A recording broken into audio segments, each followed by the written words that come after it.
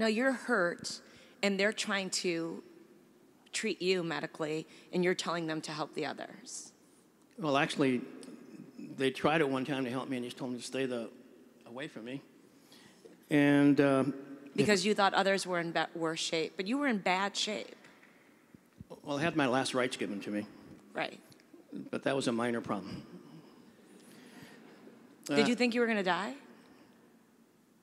No, I just, I really didn't have any comprehension of what was going on around me. All I knew was the fact that the firefight had ceased. We had 2 dead, 8 wounded, and I took care of everybody. They're trying to take care of me. I'm trying to say, don't take care of me. I've got to take care of the rest of the people, which was really stupid. And I ended up, one individual literally picking me up and taking me like 300 yards, carrying me, and took me to the landing zone. When a helicopter lands, it ends up being 4 chaplains.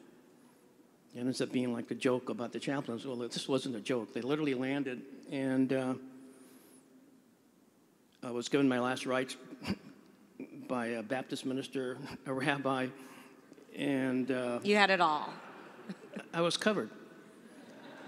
So only in America could there be a story that after that remarkable act of valor, your paperwork was lost.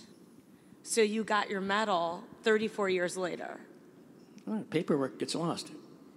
You know, and your friends who were on the battlefield with you wouldn't let it go.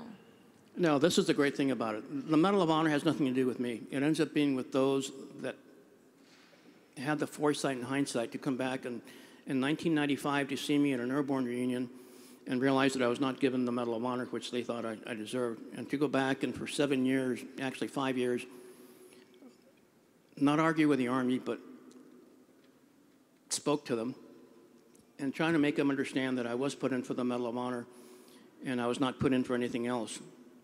Eventually what happens is that you do find the paperwork. Yes, I was put in for the Medal of Honor, and it takes place.